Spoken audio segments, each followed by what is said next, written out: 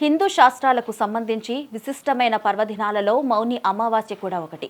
శ్రవణ నక్షత్రంలో మౌని అమావాస్య వచ్చింది. ఈ పరమ పవిత్రమైన సమయంలో మహాకుంభమేళలో పుణ్యస్నానాలకు ఎంతో ప్రాముఖ్యత ఉంది. మౌని అంటే సంపూర్ణ నిశ్శబ్దమని అర్థం. శాస్త్రాల ప్రకారం మన ఆలోచనలకు మూలబిందువు చంద్రుడు. అమావాస్య కావడంతో ఆ రోజున చంద్రుని ప్రభావం ఉండదు. అందుకనే మన నోటి నుంచి వచ్చే మాటలపై నియంత్రణ ఉండదు.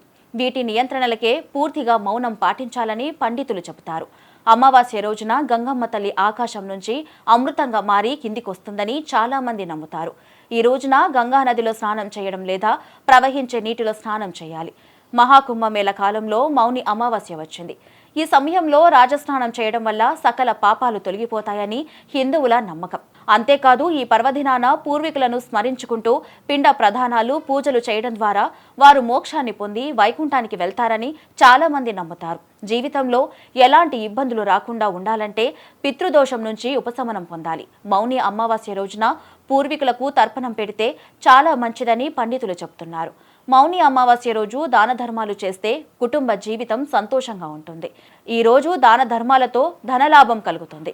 ఇలా చేస్తే డబ్బుకు లోటు అనేదే ఉండదనే విశ్వాసం ఉంది. పూర్వీకుల ఆత్మశాంతి కోసం తర్పణాలు సమర్పించాలి. తర్పణాలు చేయడం వల్ల పూర్వీకుల ఆశీస్సులు లభిస్తాయి. మౌని అమావాస్య పర్వదినాన పేదలకు మీ శక్తి సామర్థ్యాల మేరకు దాన ధర్మాలు చేయాలి.